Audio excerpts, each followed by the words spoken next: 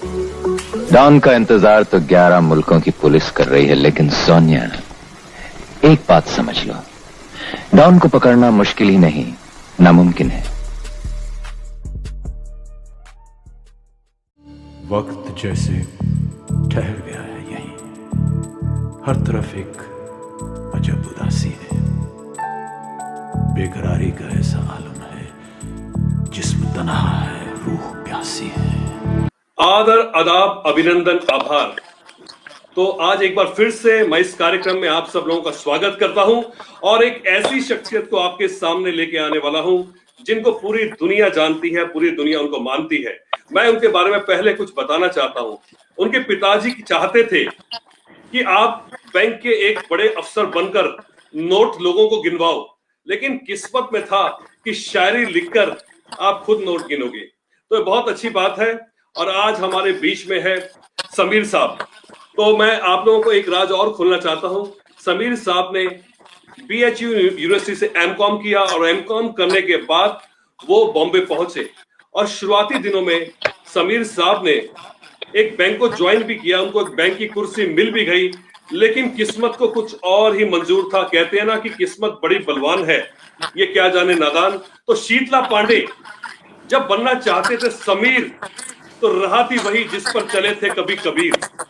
तो आज मैं तहे दिल से इस्तकबाल करता हूं आपके और हमारे चहेते समीर साहब, जिनके गीतों को अपनी कॉपी के आखिरी पन्नों पर लिख लिख कर हम स्कूल और कॉलेज से बाहर आ गए और अब अपनी जिंदगी को जी रहे हैं। तो जी हाँ, मैं बड़े अदब से, बड़े इज्जत से एहतराम करता हूं समीर साहब का, हमारे और आपके, हम सब के चहेते समीर साहब। नमस्कार सर। नमस्कार। नमस्कार। कैसे हैं सर आप? बहुत अच्छा हूँ, आप लोग कैसे हैं? मैं बहुत अच्छा हूं सर, और आपको मैं यहाँ देखकर बेहद खुश हूँ और हमारे सभी दर्शक आज आपसे रूबरू हो रहे हैं। तो मैं आपसे कुछ चंद बातें पूछूंगा आज कि आप एकमात्र ऐसे कलाकार हैं जिन्होंने Guinness book of world record में अपना नाम दर्ज कराया, क्योंकि आप लगभग 4,500 गाने लिख चुके हैं, जो कि अपने आप में एक वर्ल्ड रिकॉर्ड है। और दूसरी तरफ हम लोगों ने जब आपको देखा, जब शुरुआत देखी, तो नजर के सामने जिगर के पास वो गीत जो सबकी दिलों में उतर चुका था, वो आशिकी के शानदार गीत। तो मैं आज ये आपसे पूछना चाहता हूं कि वो Guinness book of world record या नजर के सामने जिगर के पास, किसका वजन ज्यादा है? देखो बेटा, ये जो कुछ भी मिला है, वो चाहे Guinness book of world record मिल जाए या मुझे ऑस्कर मिल जाए, उसकी जमीन क्या है? उसकी जमीन तो नजर के सामने ही है ना। तो आपको ये जो चीजें मिलती हैं, ये मैं इनको अपना रिवार्ड समझता हूँ। अवार्ड्स तो ठीक है, अवार्ड जिंदगी में थोड़ी बहुत अहमियत रखते हैं, बिकॉज अवार्ड से आपको थोड़ी प्रोत्साहन मिलती है, अच्छा काम करने के लिए आप उत्साहित होते हैं। मगर जो कुछ भी मिलता है, उसकी ज़मीन जो है, उसका जो मेन रीजन है, वो है आपका काम। और काम जीवन में आपको जो हासिल करना है, उसका एक ही विकल्प है कि आप सिर्फ काम काम और काम करते रहें। ज़िंदगी में ये सारे अवार्ड्स, रिवार्ड्स, फिल्में, गाने सब मिलते जाएंगे, मगर आपने अभी देखा होगा, महाभारत का सीरियल खत्म हुआ, उसमें जो उपदेश दिया था कृष्ण ने कि कर्मण्येवाधिकारस्ते मा फलेषु कदाचन, कि तुम केवल कर्म करो, फल की इच्छा मत रखो। मैंने तुम्हारे हाथ में एक ही हथियार दिया, वो चलाओ, बाकी सब काम मेरा है। तो ये सब आप तमाम लोगों की दुआएं हैं, ये जो कुछ मिल जाता है। मुझे तो सबसे बड़ा मेरा अवार्ड है लोगों की मोहब्बतें, लोगों का प्यार, लोगों की दुआएं, उसकी वजह से मैं यहाँ तक पहुँचा हूँ। Guinness book of world record मिल जाना मेरे लिए कोई ऐसी बात नहीं है कि भाई मैं पागल हो गया या किसी ने जिंदगी, ये बहुत सी ये रिकॉर्ड बनते रहते हैं, टूटते रहते हैं। तो शाहिर साहब की लाइन की, मुझसे पहले कितने शायर आए रखकर चले गए, तो मैं पल दो पल का शायर हूँ। और ठीक है, ये जो उपलब्धियाँ मिली हैं, इसके लिए मैं तमाम लोगों का शुक्रगुजार हूँ, अपनी फैमिली का, ऊपर वाले का, और अपने तमाम फैंस का। बहुत अच्छी बात साहब। तो मैं आप सब लोगों को बता देना चाहता हूं कि अनजान साहब के आप सुपुत्र हैं, जिनके गीतों को हम लगातार सुनते रहे। वो मुकद्दर का सिकंदर, अरे दीवानो मुझे पहचानो, मैं हूं कौन। तो वो अनजान साहब के आप सुपुत्र हैं और आप अपने जीवन में 3 शायरों से काफी प्रभावित रहे, जिसमें एक नाम है खुद अनजान साहब का, दूसरे आनंद बख्शी साहब और तीसरे मजरू सुल्तानपुरी। तो मैं आपको यहाँ पे बताना चाहता हूँ कि मजरू सुल्तानपुरी का जो इन्फ्लुएंस था वो लोगों को इतना ज्यादा लगता रहा कि शुरुआती दिनों में वो मजरू सुल्तानपुरी के सभी गीतों को समीर साहब के गीत समझते थे। तो ये ऐसा एक मैंने देख, आज भी मेरी बात चल रही थी कि मैं कल समीर साहब का इंटरव्यू करने वाला हूँ, तो लोग मुझे कह रहे थे अच्छा वो क़यामत से क़यामत तक के जो गीत लिखे थे जिन्होंने, तो ये जो आपका स्टाइल है बहुत कुछ उसको मैच करता है। और ये लोग नहीं कहते, मुझे भी ऐसा लगता रहा। तो ये क्योंकि आपकी एक लेखनी पर उनका प्रभाव रहा, ये इसी का कारण है। आप उनको बेहद चाहते हैं। आनंद बख्शी साहब है, बड़े बड़े लीजेंड आपके सामने हैं, तो इस बारे में आपसे कुछ जानना चाहता हूँ। देखो क्या होता है, जब आप इंडस्ट्री में एंट्री लेते हैं तो हमारे यहाँ एक जुमला है कि एंट्री फीस देनी पड़ती है आपको। तो आप जिन लोगों से इंस्पायर होते हैं, कहीं ना कहीं उनकी एक छाया आपके गीतों में नज़र आती है। और वो अच्छा भी है, क्योंकि जो लोग पसंद किए जा रहे हैं, जैसे जब मैं 90s में बहुत पॉपुलर हुआ तो जो आने वाली पीढ़ी थी वो मुझे फॉलो करते हुए आई। अभी भी काफ़ी लोग उस तरह के गाने लिखते हैं। तो जो लेजेंडरी लोग होते हैं उनकी चीज़ों को लोग फॉलो करके एंट्री लेते हैं, मगर उसके बाद आपको अपनी ज़मीन बनानी पड़ती है, अपना रंग देना पड़ता है, नहीं तो कहीं आप भीड़ में खो जाएंगे। क्योंकि मजरू सुल्तानपुरी, आनंद बख्शी, स्वर्गीय पिता मेरे गीतकार अनजान, ये लोग ऑलरेडी इतना बड़ा नाम उस वक्त कमा चुके थे कि अगर मैं उन्हीं की स्टाइल को फॉलो करता रहता तो मैं अपनी जगह नहीं बना पाता। मगर शुरुआती दौर में ये मेरी स्मार्टनेस थी, और ये मैंने बहुत सोच समझ के सोचा कि जो लोग चल रहे हैं इसका मतलब है लोग उस चीज़ को पसंद कर रहे हैं। तो आप कहीं ना कहीं अगर उनके रंग में कुछ लिखेंगे तो लोगों को अच्छा लगेगा। और यही वजह थी कि मैंने इन लोगों को फॉलो किया। और ये बड़ा सौभाग्य रहा कि ये तमाम लोग, ये सारे लोग मेरे पिता की उम्र के थे, बख्शी साहब भी, मजरू साहब भी, और मैं एक दौर में इनका कंपटीटर हो गया। मगर ये लोग इतना प्यार मुझे करते थे कि आपको यकीन दिलाऊं कि कितनी बार ऐसा हुआ है कि शुरुआती दौर में, चूँकि मैं बनारस से बिलोंग करता हूं तो हम हिंदी बेल्ट के लोग हैं, तो हमारी उर्दू उतनी अच्छी नहीं थी। तो नुक्ते में कई बार गलती हो जाए कि यार यहाँ नुक्ता होना चाहिए या नहीं होना चाहिए। तो आप यकीन करें, मैं मजरू साहब को फ़ोन करके पूछता था और वो हंसते थे, बोले कमाल है, तू मेरा कंपटीटर है, और मगर मैं तुझे सब बताऊंगा, तू जो जो पूछेगा, बिकॉज मैं तेरे पिता को इतना प्यार करता हूँ।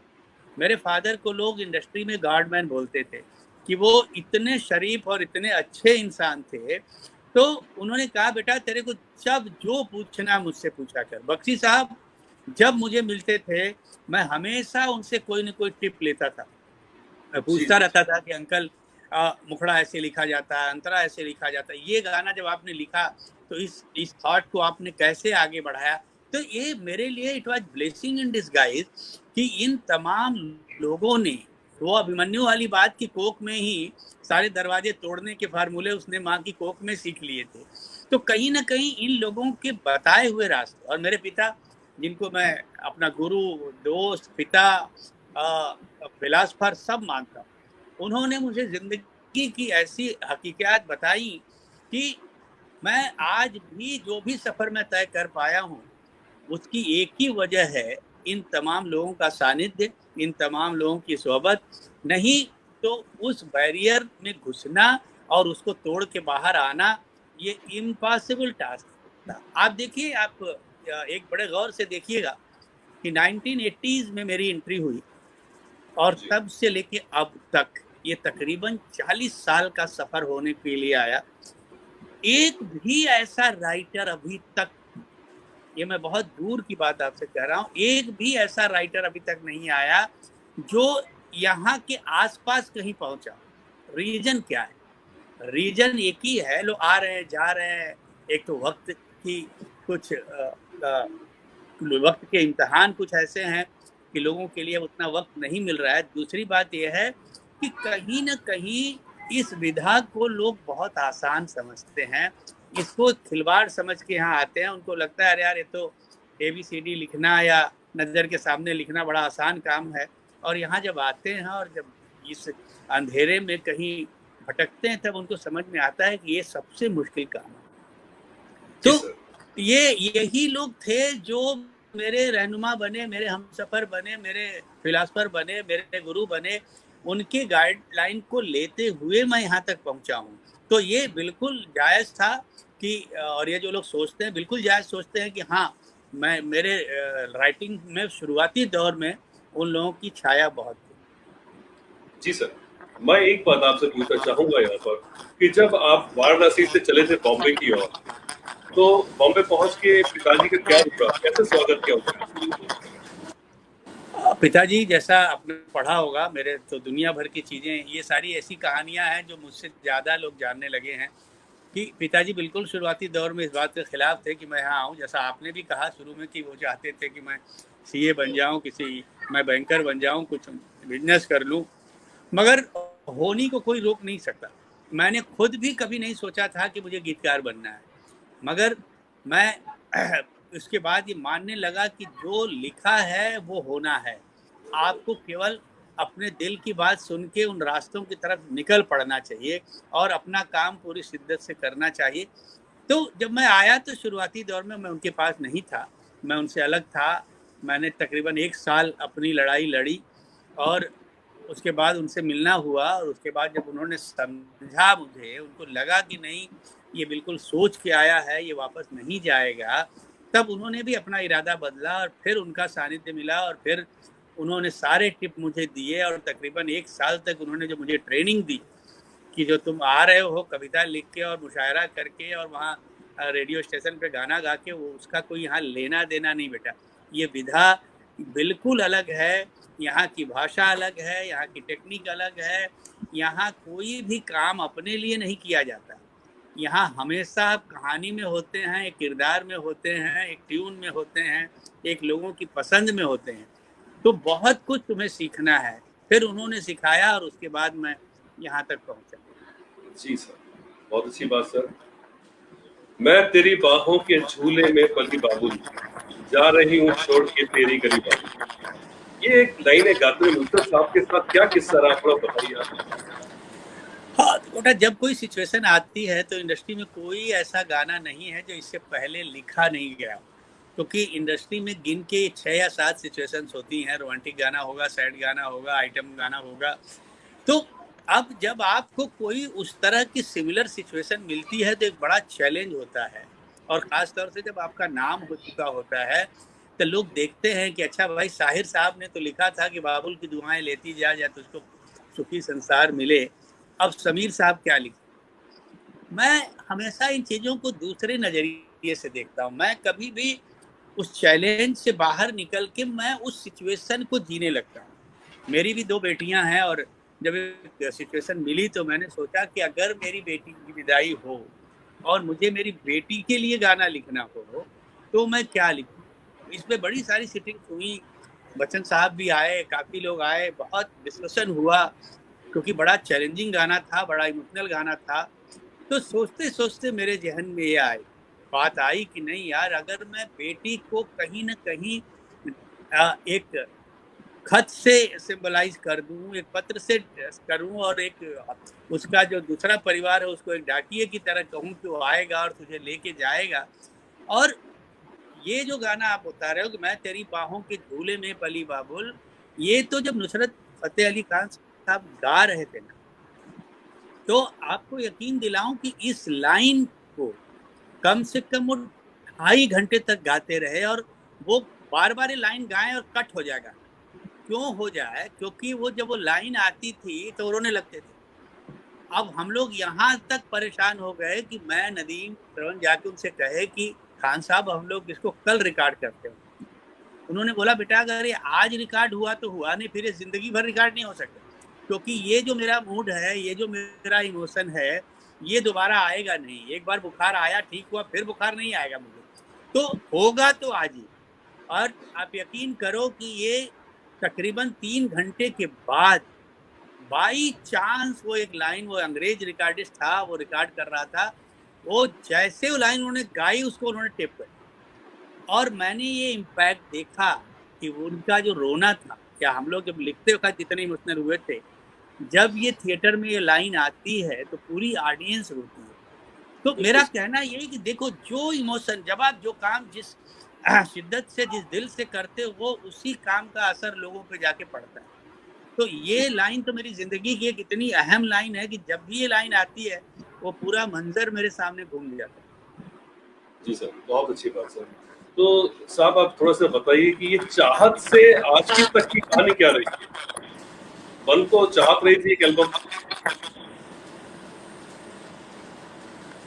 जी सर, चाहत एक एल्बम थी जो बाद में आशिकी बन गई, तो ये क्या कहानी रही? जी बिल्कुल, कहानी ऐसी रही कि उस वक्त सब संघर्ष कर रहे थे, नदीम श्रवण, मैं, और कहीं काम मिल नहीं रहा था, बहुत परेशान थे। तो हमारा एक गाना गाने आई थी अनुराधा पौडवाल जी, एक फिल्म का। तो उन्होंने वो गाना सुना तो उनको बहुत पसंद आया। तो उन्होंने नदीम श्रवण से कहा कि आप लोग इतनी अच्छी धुनें बनाते हैं, आप लोग गुलशन जी से क्यों नहीं मिलते? तो हम लोग बोले कि दीदी हम जानते ही नहीं। तो बोले नहीं, आप आइए, मैं मिलवाती हूँ।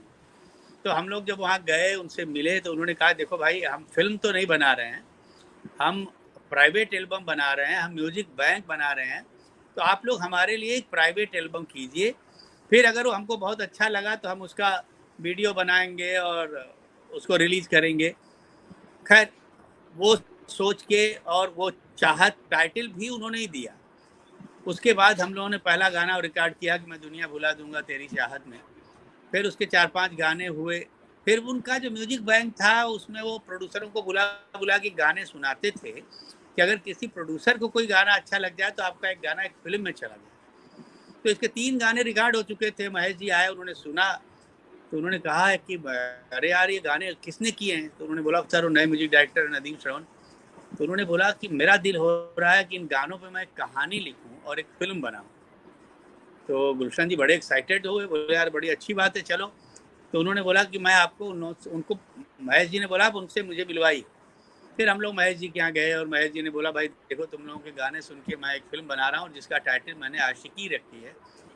तो आप लोग इसका एक तो पहला इम्तहान ये है कि आशिकी का एक टाइटल गाना बना। अगर वो गाना मुझे बहुत अच्छा लग गया तो मैं ये फिल्म बनाऊंगा और ये फिल्म जो है इन गानों के ऊपर बेस करूंगा।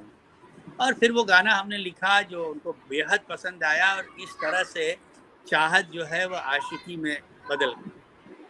क्या बात है, क्या बात। सर 1993 में फिल्म फेयर अवार्ड में टीवी पे देख रहा था, तो मैंने देखा अभी नॉमिनेशंस के नाम लिए जा रहे थे और मजरू साहब जो है स्टेज के नजदीक तक आ गए। तो वो बहुत ही एक कठिन क्षण आपके जीवन में रहे होंगे, तो कैसे आपने उसको फील किया? और बहुत ही ऐसी सिचुएशन थी जहाँ जो आपके जिनको आपने देख देख के हुए आज वो आपके सामने खड़े थे, और एक ऐसी अजीब सिचुएशन थी जो किसी के जीवन में आए तो बहुत ही डिफिकल्ट होता है उसको देखना। तो कैसा रहा था? जीवन में देखो हमेशा डिफिकल्ट सिचुएशन ही आती हैं और वहाँ पे आपका प्रेजेंस ऑफ माइंड इस्तेमाल करना पड़ता है। और जब ये सिचुएशन आई, और चूंकि मजरू साहब को जैसा मैं कह रहा हूँ कि मैं उनको गुरु भी मानता था, अब वो बेचारे बुजुर्ग हो गए थे, उनको बात तुरंत समझ में नहीं आई। वो नॉमिनेशन अनाउंस हो रहा था, उनको लगा कि विनर अनाउंस कर दिया उन्होंने। तो जब मैं पहले तो मैं जा ही नहीं रहा था, फिर जब लोगों ने प्रेशर किया और मैं उठ के गया वहाँ, तो जब मैं वहाँ तक पहुँच रहा था तो मैं यही सोच रहा था कि मैं इस सिचुएशन को कैसे टैकल करूँ। फिर मैंने वहाँ जाके ये सोचा कि ये बेस्ट मौका है कि मैं एक ऐसी बात करूं जिससे सिचुएशन भी कंट्रोल में आ जाए और किसी को बुरा भी ना लगे। तब मैंने वो बात कही थी कि भाई ये बड़ा खुशगवार मौका है कि मेरी ज़िंदगी का 2 ही सपना था कि पहला सम्मान जो मैं पिता के हाथ से लूं और दूसरा मैं जिनको गुरु मानता हूं उनके हाथ से लूं। और आज ये मेरा दूसरा अवार्ड है और मजरू साहब मेरे सामने हैं। तो ये मेरी खुशनसीबी है कि मैं चाह रहा हूं कि ये सम्मान मैं उनके हाथों से लूं, और उन्होंने वो सम्मान मुझे दिया। और आप यकीन करो कि उसके बाद वो इतने खुश हुए कि उन्होंने अपने घर पे मुझे बुला के डिनर दिया और उन्होंने कहा कि आज तुमने ये प्रूफ कर दिया कि तुम गीतकार रंजन के बेटे हो। तो कहीं ना कहीं यहाँ आपके संस्कार, आपकी परवरिश, आपकी सोच काम करती है, क्योंकि सीनियर्स की इज्जत करना आपके लिए उतना ही ज़रूरी है जितना आप भगवान की पूजा करते हो। ये जो हैं सीनियर्स इन्हीं ने वो रास्ते दिखाए हैं जिन पे चल के हम यहाँ तक पहुँचे हैं।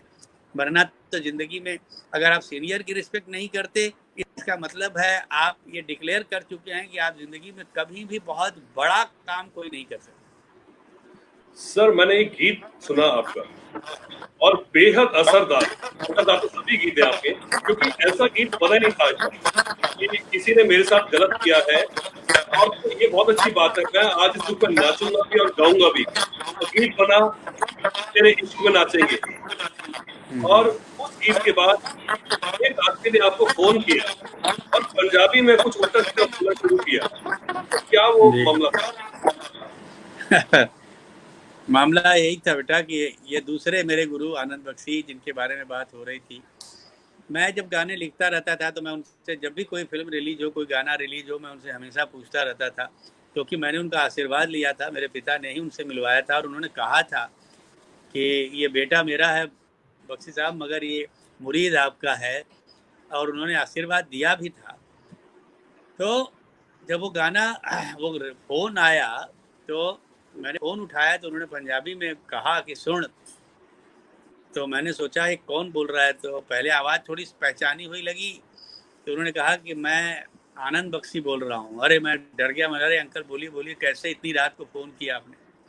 बोला कि देख तू मुझसे पूछता रहता था कि मैंने कैसा लिखा, तो मुझसे बोलता था कि आप और तुझे लगता था कि मैं तेरी तारीफ़ करूँगा। मैं हमेशा ये कहता था कि नहीं लिख रहा अच्छा, और मेहनत करनी पड़ेगी, लिख लिख लिख। और उस दिन भी मैंने तुझे आशीर्वाद दिया था, मगर आज एक तेरी फिल्म देख के निकला हूँ मैं, और आज मेरे दिल से तेरे लिए आशीर्वाद निकला है। और मुझे लगा कि आज इंडस्ट्री को फिर मिला है एक गीतकार जो सही मायने में गीतकार है, जो किरदार को जी के गाने लिखता है, जो कहानी को समझ के गाने लिखता है। और मैं आपको बताऊं कि उससे बड़ा अवार्ड मेरी ज़िंदगी में कोई हो नहीं सकता। क्योंकि देखिए दो तरह की चीज़ें होती हैं। अवार्ड आजकल तो अवार्ड नहीं है, फिल्म ये फैशन शो हो गए हैं। अवार्ड की जेन्युइनिटी ये है कि अगर वो जेन्युइन हो, जैसे क्रिटिक का मतलब होता है कि अगर आपकी क्रिटिसिज्म करेक्ट हो रही है तो उसकी कदर करनी चाहिए। अब एक केवल क्रिटिसिज्म के नाम पे आप क्रिटिसिज्म कर रहे हैं तो वो गलत है।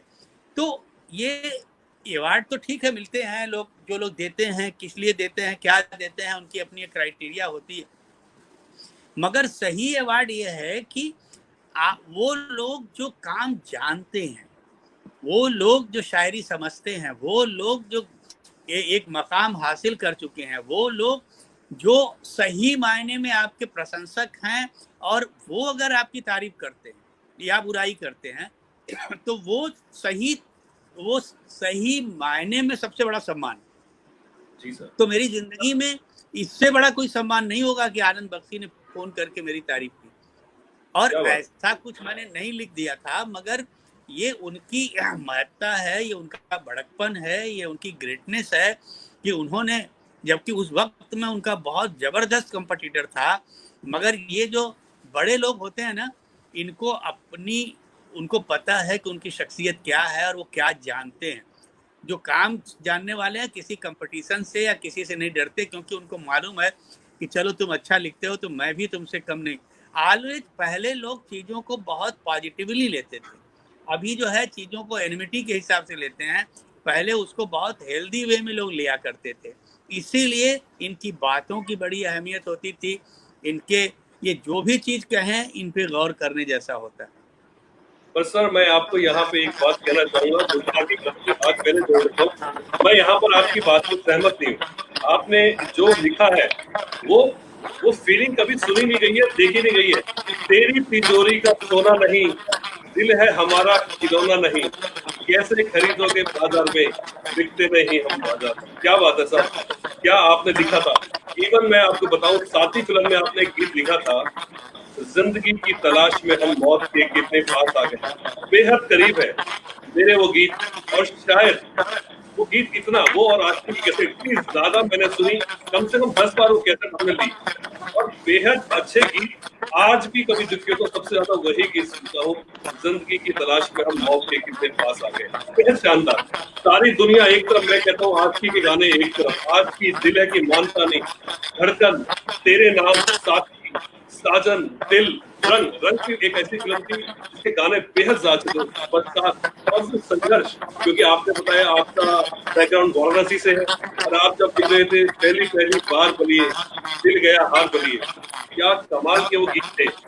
और फिर मैं यहाँ पे बात जरूर जोड़ूंगा, बच्चन साहब का नाम जरूर, क्योंकि एक रिश्ता बहुत शानदार फिल्म आपकी उनके साथ आई, अब तुम्हारे हवाले वतन साथियों, और ये बागबान भी तो तस्वीरें टीवी पे आ रही है।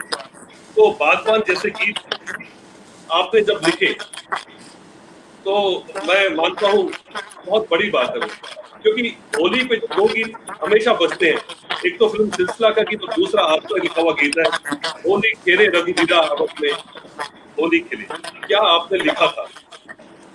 मैं यहाँ पे एक बात पूछना चाहता हूँ कि कुछ बच्चन साहब ने एक फिल्म के दौरान आपको बुलाकर एक गाना आपसे लिखवा लिया। एक्चुअली में वो गाना फिल्म में तय नहीं था और वो गाना फिर लिख दिया गया, आपने लिखा। कौन सा गीत था सर और क्या बात थी? नहीं, क्या हुआ बेटा, मैंने एक फिल्म लिख रहा था कभी खुशी कभी गम जी, तो उसमें गाना था जो नहीं, गाना तो था, सिचुएशन ऐसा नहीं था कि फिल्म में गाना नहीं था, गाना था मगर उसकी सिचुएशन अलग थी। अच्छा। और जब बच्चन साहब ने, वो चूंकि बच्चन साहब के बड़ा पसंदीदा गाना था, तो उन्होंने कहा कि मुझे बुला के कि यार इस गाने में करण जौहर चाहते हैं कि सारे आर्टिस्ट पार्टिसिपेट करें। मेरा ये बहुत पसंदीदा गाना, मैं चाहता हूँ कि ये गाना केवल मेरे ऊपर होना चाहिए। क्या बात। तो मेरे लिए लिख दो, उसके बाद मैं करण जौहर को टैकल करूंगा। मैंने उनके हिसाब से लिख दिया और मैंने उनसे कहा कि दादा, मैं उनको प्यार से दादा बुलाता हूँ, मतलब दादा मैं लिख तो रहा हूँ मगर ये करण जौहर मानेगा नहीं, क्योंकि उसकी वो बहुत सिचुएशनल काम करने वाला आदमी है। उन्होंने बोला नहीं वो मैं देखता हूँ। खैर हम करके गए और जब वहाँ गए तो वही हुआ। करण ने कहा उनसे कि अंकल ये गाना कैसे मैं रिकॉर्ड करूँ, ये गाना इसमें रानी भी हैं, शाहरुख भी हैं, सारे लोग हैं, पूरी स्टार कास्ट है फिल्म की, और ये गाना मैं आप पे सोलो कैसे पिक्चराइज करूँ। और उसने इस तरह से कन्विंस किया कि फाइनली उनको मानना पड़ा। फिर वो मेरी तरफ देखे, इशारा किए, मुस्कुराए, उन्होंने कहा यार आपने ठीक कहा था भाई, अब आपको थोड़ी मेहनत तो करनी पड़ेगी मगर ये जैसे बोल रहा है वैसे लिख दो। और वो गाना था फिल्म उसका शावा शावा। शाबाश, रूप है तेरा सोना सोना, क्या बात है, बेहद अच्छा गीत वो बना था। और मैं यहाँ पे एक बात आपसे पूछना चाहता हूँ, आपने तमाम बड़े बड़े लोगों के साथ काम कर लिया, कोई म्यूजिक डायरेक्टर नहीं छोड़ा, कोई कलाकार ऐसा नहीं बचा इंडस्ट्री में जिनके ऊपर आपके गाने ना पिक्चराइज किए गए हों, कोई संगीतकार नहीं बचा। तो मैं एक बात पूछना चाहता हूँ, कोई ऐसा संगीतकार जिसको आप चाहते थे कि आपके गाने। हाँ देखिए, जैसा आपने कहा कि ये मेरा बड़ा सौभाग्य रहा, तकरीबन मेरे दौर में सारे संगीतकारों के साथ मैंने काम कर लिया था, मगर जैसे मेरा एक सपना था और जो पूरा होते होते रह गया कि एक मेरा गाना मोहम्मद रफ़ी साहब गाएं, क्योंकि मैं उनका बड़ा फ़ैन था। उन्होंने मेरा एक गाना रिहर्सल भी किया था, एक फिल्म आई थी तीसरा किनारा, और उसका गाना था झील रखूं कंवल रखूं जाम रखूं तेरी आंखों का क्या नाम रखूं। मगर वो उसके चंद दिनों के बाद ही वो इस दुनिया में नहीं रहे। और बड़ी तारीफ की थी उन्होंने मुखड़ा सुन के और गले लगाया था, क्योंकि पापा को बहुत मानते थे। तो एक तो वो सपना अधूरा रह गया। मेरे कुछ बड़े फेवरेट संगीतकार थे, जिसमें शंकर जयकिशन, मदन मोहन का मैं बहुत बड़ा फ़ैन रहा हूँ, एस डी बर्मन का मैं बहुत बड़ा फ़ैन था, क्योंकि एस डी बर्मन ने जिस उम्र में आराधना जैसी फिल्म में जो म्यूजिक दिया था और वो गाना कोरा कागज़ था ये मन मेरा, तो मुझे लगे कि यार सही कहते हैं लोग कि क्रिएटर जितना बूढ़ा होता है उसकी क्रिएटिविटी उतनी जवान होती है। और कमाल की कंपोजर थे, उनका हर गाना अपने आप में एक मिसाल की तरह।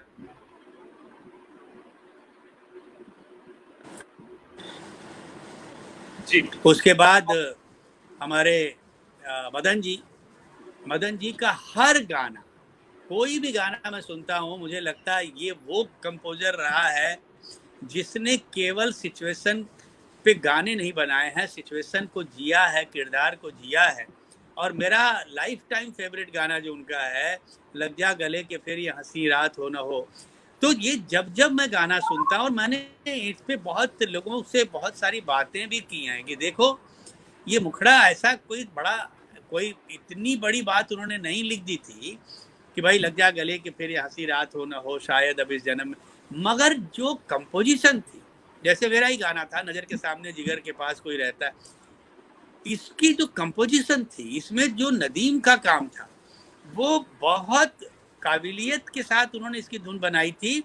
और ये वो संगम है कि जैसे कहते हैं कि दूध और पानी जब मिल जाए तो पता नहीं चलता कि दूध कहाँ है पानी कहाँ है। तो जब कंपोजर राइटर के थॉट को जी के लिखता है, बनाता है, वैसे ही जब राइटर कंपोजर की धुन को जी के उस पर लिखता है तब आपको लगता ही नहीं कि ये धुन पहले बनी या लिखा गया पहले। तो मदन जी ने उस गाने के शब्दों की गहराई पहले समझी और फिर उसकी धुन बनाई, उसकी प्यास उन्होंने जी कि ये आदमी क्या कह रहा है कि लग जा गले कि शायद अभी जन्म में मुलाकात हो न हो। तो जाके वो ट्यून बनी। वैसे ही नदीम ने मैंने जब लिखा और जब नदीम ने उसकी धुन बनाई तब वो गाना इतना बड़ा लगने लगा। तो ये हमारा इसीलिए कहते हैं कि जो हम लोगों का काम है, टीम वर्क। अब एक गाना खैके पान बनारस वाला पिताजी का गाना, अगर वो गाना अमिताभ बच्चन पे नहीं होता जी तो शायद वो गाना उतना बड़ा नहीं होता। तो कहीं ना कहीं यहाँ आपका नसीब आ जाता है, यहाँ आपका भाग्य आ जाता है कि किस गाने के साथ, जी जी जी जी देख रहा हूँ पोस्टर, किस गाने के साथ कौन लोग जुड़ गए हैं। तो ये बहुत जरूरी है कि आपके काम में जो इन लोगों का कंट्रीब्यूशन है उनको रिकॉग्नाइज किया जाए। तो ये चंद लोग हैं जिनके साथ मैं काम करने की बड़ी तमन्ना रखता था मगर नहीं कर पाया। साहब ये मैं आपको इसलिए दिखा रहा हूँ कि स्वयं बच्चन साहब ने इसको साइन किया हुआ है, आप देख रहे हैं। जी और जी जी जी से एक है, जब मैं पीछे उनसे हाल ही में मिला तो मैंने साहब को दिखाया, तो सर बोले कि ये कौन रखेगा। तो मैंने सर को जवाब बड़ा सीधा दिया, सरलता से बोला मैं कि जो डॉन का फैन है वही रखेगा, आपकी ऑटोग्राफ चाहिए। तो सर ने ऑटोग्राफ की है, एक डॉन की एल्बम है पंजान साहब का थाई के ऑटोग्राफ वाला, और वो बेहद अच्छा गीत की है बम्बई नगर के। क्या लाइनें थी, कोई बंदर नहीं है फिर भी नाम है बांद्रा, क्या लिखा था। मैं जितनी तारीफ करूं वो कम होगी। तो अभी जो आप बात कर रहे थे मदन मोहन साहब के बारे में बोला और तमाम लोग एस डी बर्मन साहब के बारे में बोला, तो आर डी बर्मन साहब भी वो एक कलाकार थे जो आज के दौर में थे। तो कभी आपको लगा कि आपको उनके साथ कुछ और ज्यादा काम करना चाहिए, या किशोर कुमार? वो एक प्यास रह गई मेरी, और वो मेरा बैड लक था कि जब मेरा वक्त आया तो उनका वक्त चला गया था। और वो इतना मानते थे मुझे कि जब मैं उनके साथ बैठता था मुझे लगता ही नहीं था कि मैं किसी संगीतकार के साथ बैठता हूँ। मुझे हमेशा लगता था कि मैं घर के किसी सदस्य के साथ बैठा हूँ। बहुत प्यार दिया उन्होंने, और अगर वो दौर उनका बहुत सक्सेसफुल रहा होता तो शायद मैंने उनके साथ बहुत काम किया होता। जी जी, क्या बात, बिल्कुल सही आप कह रहे हैं। तो मैं बच्चन साहब का जब नाम ले रहा हूँ तो पिताजी ने, अनजान साहब ने बहुत गाने बच्चन साहब के लिखे। शायद फिल्म 1976 आई थी जब शुरुआत हुई, भावना, अनजान साहब को बेहद शानदार गीत। उसके बाद एक सीरीज, यही फिल्म की सीरीज आई जिसमें सभी गीत जो होते हैं अनजान साहब के, जैसे कि फिल्म डॉन का तो बेहद फैन हूँ, या याराना, छू कर मेरे मन को किया तूने क्या इशारा, क्या क्या लिखा उन्होंने, ऊपर का सिकंदर। अगर आप मेरी ट्यून से सुनेंगे, अभी तो कोविड-19 आता है उसके ऊपर, तो अदरवाइज आपको गीत यही सुनने को मिलेगा।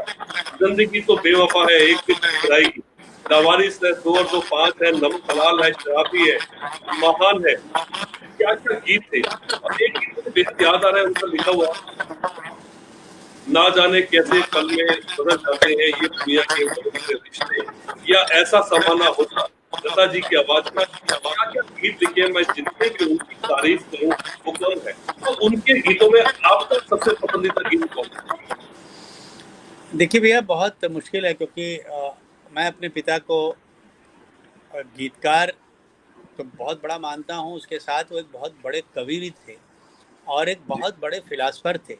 उनकी हर कविता में, चाहे वो गीत गम का हो, खुशी का हो, उनकी हर कविता में, उनके हर गाने में कहीं न कहीं ज़िंदगी की एक बड़ी सच्चाई छुपी रहती थी और एक उसकी बड़ी फ़िलॉसफ़ी छुपी रहती थी। आज तक ज़िंदगी के ऊपर इससे खूबसूरत लाइन कि ज़िंदगी तो बेवफ़ा है, एक दिन ठुकराएगी मौत महबूबा है। इससे बड़ा डेफ़िनेशन लाइफ़ का और कुछ नहीं हो सकता। उन्होंने जी। जितने गाने लिखे हैं, मैं उनका बड़ा मुरीद रहा हूँ और सारे के सारे गाने मुझे बेहद पसंद हैं। मगर कुछ गाने जैसे एक गाना जो मेरा बड़ा पसंदीदा गाना है और मैं हमेशा उनसे कहता था कि पापा आपने लिखा तो, और बताते थे हर चीज़ की कैसे उन्होंने लिखा क्या। जिस फ़िल्म का आपने नाम लिखा लिया उसी का एक गाना है वो मेरी सांसों को जो महका रही है, ये पहले जी। प्यार की खुशबू तेरी सांसों से शायद आ रही है। उसकी कंपोज़िशन आप देखिए, उसकी राइटिंग आप देखिए और मुकद्दर का सिकंदर, लावारिस, शराबी, ये जो सारी फ़िल्मों का ज़िक्र कर रहे हैं, या आप घुंघरू बाँध ले लीजिए या सलामे इश्क ले लीजिए, हर गाना अपने आप में ट्रेंड सेटर गाना रहा है। और ये गाने उन्होंने लिखे कैसे, उसकी पूरी कहानी जब मुझे बताते थे, मुझे इतना मज़ा। कितने गाने तो मुझे अपने बगल में बैठा के उन्होंने लिखे हैं। कितने गाने बोलते थे कि देख, अभी ये मैंने लिख लिया। अब जैसे फॉर एग्ज़ाम्पल उन्होंने कहा कि कितना तंग रदीफ है इस गाने का कि घुंघरू बाँध मीरा नाची थी और मैं नाचूँ बिन घुंघरू के। अब क्या घुंघरू रूके फूक, अब वो क्या करे? मगर देखिए उन्होंने फूँके, चूके, वहाँ रदीफ पकड़ा और उसको कैसे निभाया, ये आप पूरा गाना जब सुनेंगे तो आपको समझ में आएगा। तो ये जो बारीकियाँ होती हैं, ये जो लेजेंडरी गाने उन्होंने लिखे और इन सब चीज़ों को जो मैंने समझा, तो उन चीज़ों का बड़ा असर मुझे रहा कि जब मैं कभी किसी मुश्किल सिचुएशन में फँसता हूँ, तो मैं उनकी बातें याद करते रहता हूँ, उनके गाने याद करता रहता हूँ। उन्होंने जो रास्ते मुझे बताए हैं, वहाँ से बच-बचा के मैं किसी तरह निकलता हूँ। तो उनका तो हर गाना है, अरे उन्होंने कुछ प्राइवेट एल्बम इतने खूबसूरत लिखे हैं और ख़ास तौर से वो रफ़ी साहब का एल्बम कि मैं कब गाता मेरे स्वर में प्यार किसी का गाता है, जब जब आए याद किसी की नया गीत बन जाता है। उन्होंने जीवन में केवल एक ही किताब लिखी है कविता की जिसका नाम है मैं गंगा तट का बंजारा। उसकी आप कविताएं पढ़ेंगे तो आपको लगेगा कि अ, ये आदमी एक गीतकार तो था, उनको अपनी साहित्यिक विधाओं से समझौता इसलिए करना पड़ा, वो कभी यहाँ आके गीतकार नहीं बनना चाहते थे। उनके गुरु भी नहीं कभी चाहते थे कि वो जाके बने। उनके गुरु थे रुद्र काशिकीय। उन्होंने कहा था कि अनजान तुम यहाँ रहो, मैं तुमको अमिताभ बच्चन के पिता हरवंश राय बच्चन से बड़ा गीतकार बना दूंगा। मगर चूंकि वो बीमार थे, उनको मजबूरी में उनको यहाँ आना पड़ा और यहाँ आने के बाद फिर अपनी कविताओं की दुनिया छोड़ के फिल्मों के रंग में रंगना पड़ा। मगर जब जब उनको मौका मिलता था वो अपनी प्राइवेट कविताएं लिखते रहते थे और उनका जो शब्द चयन होता था आप उसमें सुनेंगे तो उनकी मुशायरों में, कवि सम्मेलनों में वो इतने मशहूर हो गए थे उस ज़माने में। गाते अच्छा थे और उनका जो लिखने का अंदाज था बड़ा कमाल का। उनकी एक कविता मैं हमेशा उदाहरण के तौर पे देता हूँ कि जग अभी जीता नहीं है, मैं अभी हारा नहीं हूँ, फैसला होने से पहले हार क्यों स्वीकार कर लूँ। तो क्या इस बात। तरह की कविताएं कि पूजा का वरदान मुझे है और दान तुझसे क्या मांगूं, चलती फिरती मृग तृष्णाएं मुझसे अपना अहम पुजाएं। तो ये भाषा की रवानी थी उनकी कविताओं की। क्या बात है। मैं ये बातें सुन रहा हूँ तो मेरे जो है रोंगटे खड़े हो रहे हैं और मैं क्या बताऊं कि कितनी खुशी का मैं जो महसूस कर रहा हूँ मैं उसको बयान भी नहीं कर सकता। तो इतने काबिल लोगों के बीच में आप उठे पड़े और आगे बढ़े हैं। तो ऐसी कोई जिज्ञासा आज मन में बची हो कि मुझे ये भी करना था, अभी ये कुछ काम अधूरा है जो मुझे और भी करना है। देखो भाई, जिस दिन ये जिज्ञासा मर गई ना, उस दिन कलम रख देना चाहिए आदमी को, क्योंकि जब तक प्यास है तभी तक तलाश है। जिस दिन प्यास बुझ गई तलाश बुझ गई। तो कहीं ना कहीं आप अभी भी बहुत सारी तमन्नाएं हैं, अभी भी बहुत सारे ऐसे गाने हैं जिनको मैं सुनता हूं तो मुझे लगता है कि अगर मुझे मौका मिले तो मुझे इस तरह के गाने लिखने हैं। बहुत सी ऐसी कहानियां हैं जिनके लिए मैं गाने लिखना चाहता हूं। बहुत से ऐसे डायरेक्टर्स हैं, अभी कुछ नए डायरेक्टर जो हैं उनके साथ मैं चाहता हूं। तो ये तो जब जिस दिन मुझे ऐसा लगने लगेगा उस दिन मैं बंद कर दूंगा, लिखना ही बंद कर दूंगा। तो मुझे तो आज भी मैं कोई फिल्म के लिए जब गाना लिखने जाता हूँ तो मुझे ऐसा लगता है कि मैं अपनी पहली सिटिंग पे जा रहा हूँ। मेरी एक्साइटमेंट वही रहती है, मेरी नर्वसनेस वही रहती है, मेरा चैलेंज वही रहता है। क्या बात है सर, क्या बात है, बहुत अच्छी बात आपने कही है कि जिस दिन वो जिज्ञासा खत्म हो गई तो मैं कलम छोड़ दूंगा। ये बहुत बड़ी बात आपने कही है और मैं मान सकता हूँ कि आपने जिन शब्दों को कहा है तो बिल्कुल आप सही कह रहे हैं। तो ये थे हमारे साथ आज समीर साहब और मैं कितना खुशनसीब हूँ कि आज समीर साहब हमारे सामने और आप सब लोग इनको सुन रहे हैं। तो सर अभी जो है हालात चल रहे हैं लॉकडाउन के, कोविड-19 का जो प्रकोप है ये पूरी दुनिया पर छाया हुआ है, तो इस पर लोगों के लिए आप क्या संदेश देना चाहेंगे?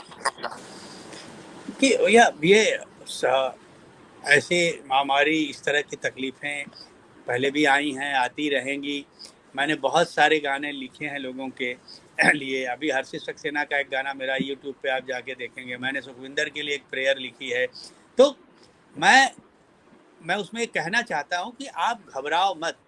क्या है, वक्त पल आता है पल जाता है, जीवन में बदलाव होते रहते हैं, मगर जो भी दौर आता है वो आपको कुछ न कुछ सिखा के जाता है, जिंदगी के एक नए आयाम देके जाता है, एक तरीके देके जाता है। आप इनसे घबराएं मत, ये जीवन का एक हिस्सा है। हम इस चैलेंज को भी एक्सेप्ट करेंगे और इसको कैसे फेस करना है, जो भी आपके लिए कहा जा रहा है उन तमाम चीज़ों को आप फॉलो करें और मन में इरादा लेके निकलें कि हमने बहुत सारी जंग जीती है और हम ये जंग भी जीतेंगे। साहब मैं चलते चलते आपसे एक बात पूछना चाहता हूँ कि आपने बच्चन साहब के लिए बागबान में की थी और बागबान वो फिल्म है जिसमें आपको मालूम चला होगा कि खुद इसको बच्चन साहब आवाज देने वाले हैं, तो आपने उनकी क्या स्थिति थी? देखिए, हमारे परिवार के साथ उनका बड़ा पारिवारिक रिश्ता रहा और उनके गाने मैंने पहले भी सुने थे, मेरे अंगने में हो या जितने भी गाने उन्होंने गाए हैं। तो मुझे ये तो पता था कि बहुत अच्छा गाते हैं और उनमें उनकी आवाज़ में एक तरह का जादू है, उनकी आवाज़ का एक अलग रंग है। और जब वो ये गाना गाने आए तो वो चाहे होली वाला गाना हो या मैं यहाँ तू वहाँ गाना हो, मुझे मालूम था क्योंकि वो किरदार खुद निभा रहे थे, इसलिए मुझे पता था जब ये गाएंगे तो इसमें जो इमोशन आएगा वो किसी दूसरे के गाने में नहीं आएगा। और वही हुआ। उन्होंने जब गाना सुना, गाया, होली के गाने में जो उन्होंने मस्ती की, रात को 12 बजे 2 बजे तक शूटिंग करते थे हम लोग, और वो इतना अच्छा माहौल बना के रखते हैं और उनको देख के जो एनर्जी मिलती है काम करने की। हम लोग हमेशा बोलते हैं उनसे कि दादा आप कौन सा टैबलेट खाते हैं, आप 2 बजे रात को ऐसे आ रहे हैं जैसे आप अभी नहा धो के आ रहे हैं। हम लोगों की ये हालत है कि खड़ा नहीं हुआ जा रहा है। तो उन्होंने कहा कि बेटा कुछ नहीं है, केवल वर्कहोलिक बनो। जब काम से प्यार करने लगोगे तो कहीं भी तुमको थकान महसूस नहीं होगी। तो बड़ा अच्छा लगा और बागबान के गाने, और बागबान अपने आप में एक हिस्टोरिकल फिल्म बन गई। सब लोगों ने जो मेहनत की उसका रिजल्ट मिला, लोगों ने इस फिल्म को बहुत सराहा। तो उनका साथ तो जब रहा है, वो मेरे लिए एक बहुत ही फादरली फिगर है। हमेशा उनका आशीर्वचन मुझे मिला है, हमेशा उन्होंने मुझे प्यार दिया है और उसके लिए मैं उनका बड़ा शुक्रगुजार रहूँगा सारी ज़िंदगी। और ये बहुत रेयर होता है कि जिसके लिए पिता ने गाना लिखा हो उसके लिए बेटे ने भी गाना लिखा, और दोनों ने सक्सेसफुल गाने लिखे हैं। तो कहीं न कहीं वो बात बिल्कुल सच है कि जोड़ियाँ बनती हैं आसमानों में, कोई ना कोई रिश्ता ज़रूर है जो अब तक कायम है और पूरी मेरी दुआ है कि आगे भी कायम रहेगा। क्या बात है सर। तो मैं अंत में आपका धन्यवाद करता हूँ, आपने इतना समय आज हमको दिया और ये कीमती अनमोल बातें आज ये जनता तक पहुंची, तो मैं आपका तहे दिल से शुक्रिया अदा करता हूँ, नमस्कार करता हूँ, नमन करता हूँ, चरण स्पर्श करता हूँ और इन्हीं शब्दों के साथ मैं दर्शकों से अलविदा जरूर दूंगा, लेकिन अगली बार मिलने का वादा जरूर करता हूँ। धन्यवाद। थैंक यू, धन्यवाद भैया, धन्यवाद।